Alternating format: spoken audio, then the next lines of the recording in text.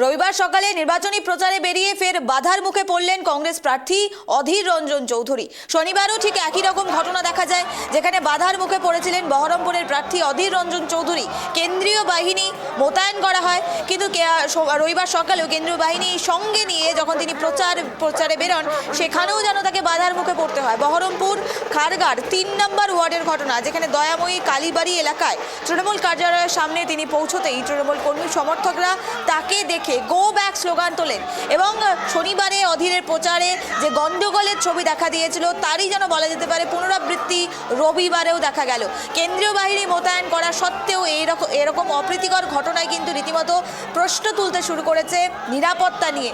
অপরদিকে প্রচারে বেরিয়ে অধীর রঞ্জন চৌধুরী তিনি পুরো বিষয়টি নিয়ে তিনি রাজনৈতিকভাবে তিনি বক্তব্য রেখেছেন। তিনি বলেছেন যে তার ওপর ইচ্ছাকৃতভাবে এ ধরনের ঘটনা তাকে জড়ানো হচ্ছে। গতকালে বিক্ষোভ অধীরের এবং আজও গো ব্যাক স্লোগান তোলে বিক্ষোভ অধীর রঞ্জন চৌধুরী। কংগ্রেস প্রার্থী অধীর রঞ্জন চৌধুরী বহরমপুরের প্রার্থী, আর তাকে ঘিরে রীতিমতো এই বিক্ষোভে সরগরম হয়েছে রাজ্য রাজনীতি। কংগ্রেস প্রার্থীকে দেখে go back slogan, Adhir Ranjan চৌধুরীর প্রচারে ফের যেন বাধা। বহরমপুর থেকে সে দৃশ্য তুলে ধরছি।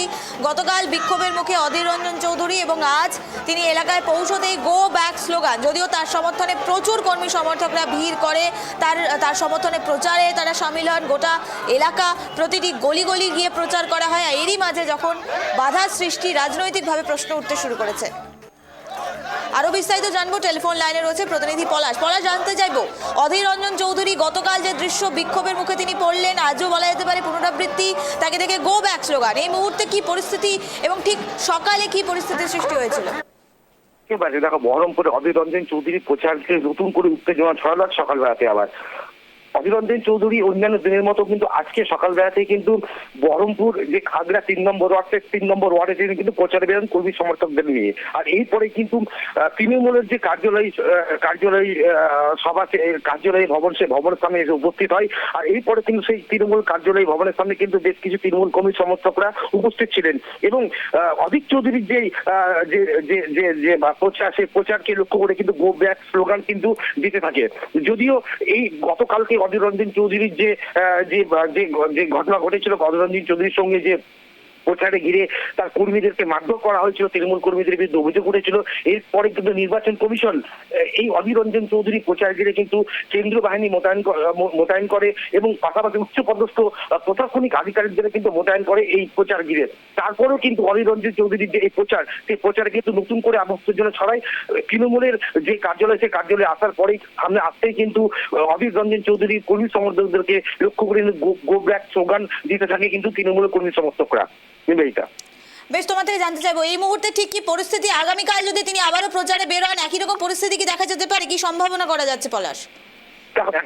দেখো, গতকালও কিন্তু দেখেছিলাম যে অধীর রঞ্জন চৌধুরী যে প্রচার, সেই প্রচার ঘিরে কিন্তু তৃণমূলের কর্মী সমর্থকদের বিরুদ্ধে, কংগ্রেস কর্মী সমর্থকদের বিরুদ্ধে মারধর করার অভিযোগ ওঠে। ঠিক আজকেও কিন্তু সেই তৃণমূল কর্মী সমর্থকদেরকে বিরুদ্ধে অভিযোগ যে অধীর রঞ্জন চৌধুরী যে প্রচার, সেই প্রচারে ঘিরে কিন্তু যে কংগ্রেস কর্মীদেরকে লক্ষ্য করে কিন্তু গো ব্যাক স্লোগান দিয়ে থাকে।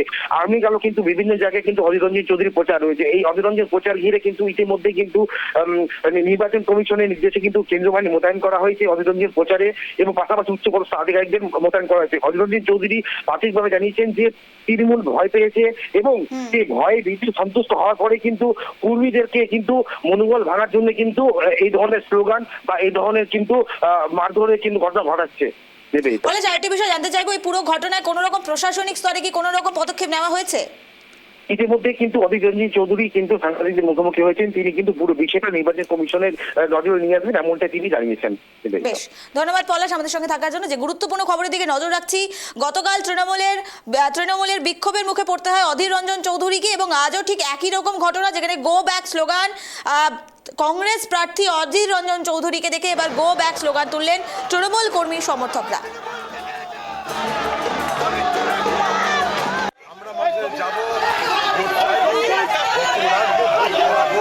দাদা, এই ৮ নম্বর ওয়ার্ড সভাপতির বিরুদ্ধেই অভিযোগ উঠেছিল ভোটারদেরকে ভয় দেখানো। সেই ৮ নম্বর ওয়ার্ডে আজকে আপনি এলেন, রেসপন্স কি পেলেন? খুব ভালো রেসপন্স পেলেন। মানুষ কি কোনো ভোটাররা কি মানুষ আতঙ্কিত করে গেল মিউনিসিপ্যালিটি থেকে, এবারে এসব হবে না, এগুলো হতে দেবো না, হবে না মানে হতে দিব না। তাদের ইচ্ছা থাকতে পারে, তাদের ইচ্ছা পূরণ হতে আমরা দেবো। দেবো না তো দেবো না, ভোট হবে তো হবে, নির্বিঘ্নে নির্ভয়ে অবাধ নির্বাচন করিয়ে ছাড়বো ছাড়বো ছাড়বো। বহরমপুরবাসী যেন ভরসা রাখে এবং আগামী দিনেও এই শহরকে সন্ত্রাসমুক্ত ভয়মুক্ত করবার জন্য যা যা করণীয় সব করব।